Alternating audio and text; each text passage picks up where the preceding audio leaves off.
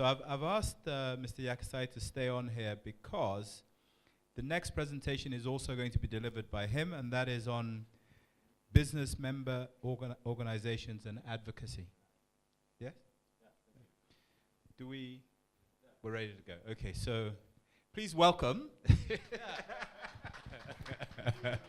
All right, the last slide of thank you saw there are countries that use Nigeria's leather. These are four key countries that buy leather from Nigeria. But the funny thing about it, when Anna did a study for us at a certain time, she found that many of them do not own up to the fact that they buy from Nigeria because of some compliance issues. But those are the countries where most of the Nigerian leather goes. All right. Now, business management membership organizations in the two sectors were in existence even when we come. But then they were existing as associations that are more welfare-like than trade-based like. Welfare in the sense that they collect some money, his wife delivered, give him a ram, his daughter is married, give him 100,000 naira, he's married, give him 100,000 naira, and he's lost his shop to the fire. These are the kind of things that the association does. They do not really do activity to impact the sector in a way that every member of the sector will benefit. So what we were there, this intervention is meant from moving them from a social-based organizations to trade-based organization. And a trade-based organization is that those associations that think the sector, not the individual players in the sector. That thinks the market opportunity, the supply chain, the value chain, the competition, the competitiveness. This is what a trade-based organization thinks through and invests its effort on. And so our work is just that transformation from this to this, and then where there are none, building new ones, and then giving them the tools to be able to advocate. So you can move on. This slide I've explained. Move on to the next slide. Now, basically, when we come in, there were no other support other than EEG to the sectors, to the source sectors. But while we were here, we were able to leverage an initial support of 1.8 million pounds, largely, thank you very much. So largely from the public sector, and we also were able to leverage 2.5 or about 2.5, 2.35 pounds for each pounds that we've invested in the activities of this of the association, meaning that our advocacy has succeeded. Today, we could say a number of BMOs through the interventions here and in collaboration with these stakeholders, federal ministry, state ministry, local government, and specific entities, have yielded a set of people that represent the two sectors. Let's just move on. I just want to save time on this one. We worked in Abuja, Kano, Kaduna, Jigawa, Katsina, Lagos. The beautiful thing about it, all of these associations are thriving stronger.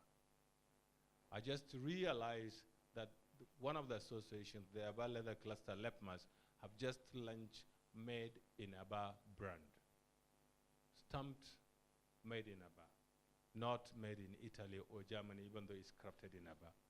So, and then they are also talking to the government.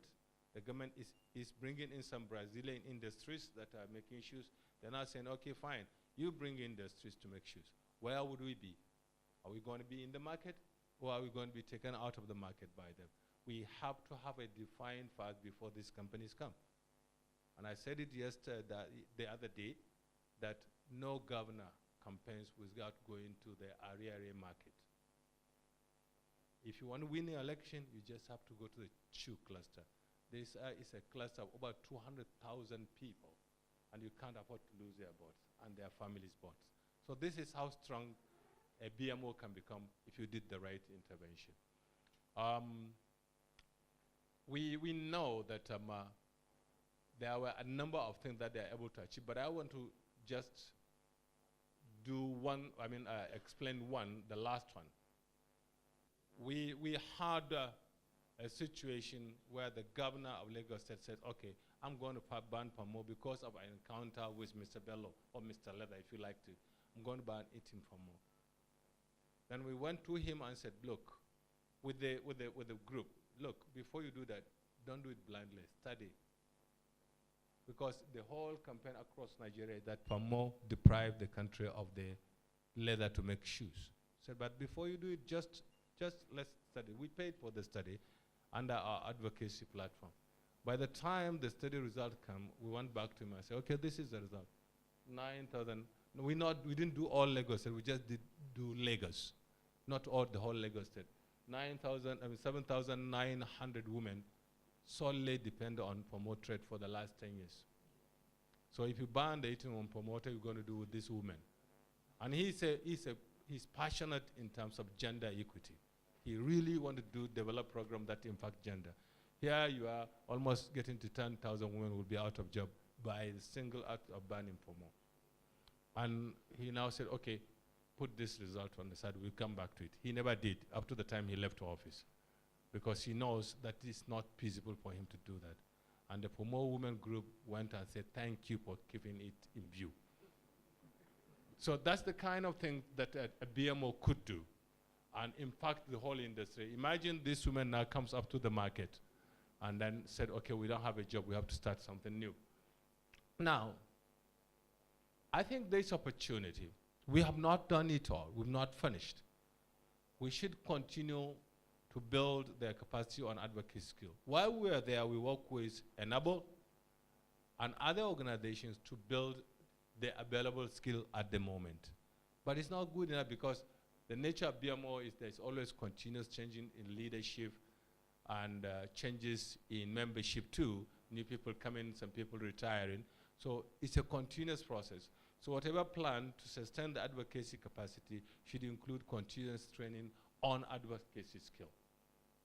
Thank you, James, not for organizing this event, but for taking over this activity and running with it.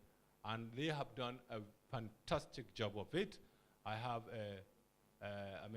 a number of reports that seems to suggest some of the BMOs are now working with the state government directly to advocate for what they need. And some of them are organizing fairs, leather fair on their own. So thank you. We need to share this learning. I don't know which is the best way to share the learning, but I think we need to do a cross movement of BMOs to see what the other BMOs are doing. And how we could do that, I don't know, but the fact is that to move forward, people need to see example. To change a culture of any organization, there is need for example. So BMOs need to move over to another one to see what they're achieving by changing their focus. Yes, ma'am. That is my last slide.